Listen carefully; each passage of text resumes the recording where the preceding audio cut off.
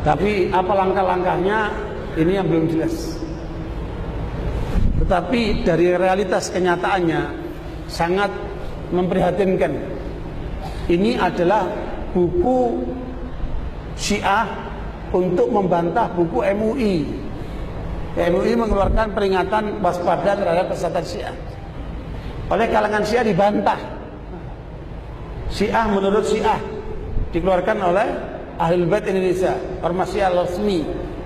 Tetapi sayangnya dikasih sambutan oleh Menteri Agama. Ya, Menteri Agama kita ngasih sambutan justru membelain Syiah. Ada apa ini? Sementara buku MUI nggak dikasih pengantar oleh Menteri Agama. Aneh kan? Harusnya Menteri Agama melindungi umat Islam dari pengaruh Syiah. Tapi justru yang terjadi Menteri Agama membelain Syiah. Ada apa ini? Ini datanya. Sambutan Menteri Agama. Bahkan di Departemen Agama terakhir acara Syiah diresmikan. Belum pernah dalam sejarah Indonesia acara Syiah diresmikan oleh Departemen Agama, belum pernah. Baru sekarang. Belum pernah ulama-ulama Syiah bicara di Istiqlal. Baru sekarang. Mereka sudah mulai bicara di Istiqlal. Artinya mereka sudah menembus wilayah pemerintah. Ya, berarti ini tanggung jawab kita umat Islam. Bagaimana kemudian mendesak pemerintah untuk membatasi dari pengaruh Syiah itu. Karena jelas Syiah menjadi ancaman buat umat Islam, ancaman buat negara. Tapi mengapa kemudian mereka masih menampung Syiah, melindungi Syiah, bahkan memberikan jalan kepada Syiah? Nah, ini menjadi tanggung jawab kita bersama. Ya, kita terus berjuang, meyakinkan pemerintah, kemudian mengungkap tentang bahaya mereka. Bahkan, ini rahasia penting, khusus untuk warga Tulungagung dan sekitarnya, bahwa ada tokoh Syiah yang kemarin sadar menjadi Sunni, mengungkapkan data bahaya sekali. Dalam data itu disebutkan Syiah dengan dukungan Iran akan mensuriahkan Indonesia di tahun 2020. Ya, Syiah akan mensuriahkan Indonesia di 2020. Nah, mudah-mudahan ini tidak terjadi. Tetapi dengan data ini kita harus menjadi waspada, ya, atas gerakan mereka ini.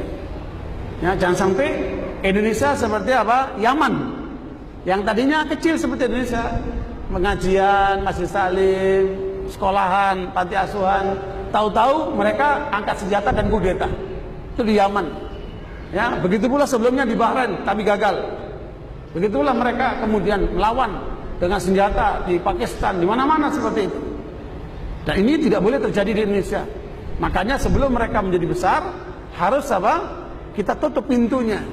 Ya, makanya penyadaran kita selama ini seperti ini adalah tujuannya untuk membentengi umat Islam Ahli Sunnah dari pengaruh Syiah. Mengapa? Karena yang disasar Syiah Ahli Sunnah. Jadi Syiah selalu datang ke tempat-tempat Ahli Sunnah untuk mensyiahkan Ahli Sunnah. Harusnya bukan begitu. Kalau mereka mau dihargai, jangan mensyiahkan Ahli Sunnah. Syiahkan itu orang Hindu, orang Kristen, terserah kalian. Tapi jangan mensyiahkan Ahli Sunnah. Ketika mereka mencoba mensyiahkan Ahli Sunnah, kita akan hadapi mereka. Karena kita berkewajiban melindungi Ahli Sunnah wal Jamaah dari usaha penyesatan mereka itu. Makanya masyarakat Muslim Ahli Sunnah harus menjadi waspada, care terhadap masalah ini.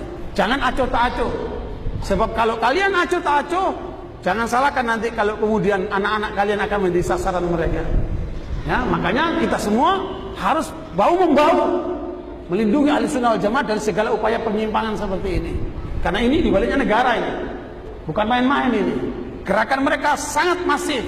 Lihat data-data tadi kan, mereka sudah masuk kemana-mana, bahkan sudah masuk ke TNI, ya, sudah masuk ke lembaga-lembaga negara. Kalau ini tidak diwaspadai, jangan-jangan apa yang mereka rencanakan di 2020 akan terjadi. Mudah-mudahan tidak terjadi. Makanya perlu kewaspadaan kita bersama. Ya, saya tidak nakut-nakuti, tetapi ini adalah peringatan dini untuk kita lebih waspada. Tsunami aja diperingatkan, apalagi aliran sesat.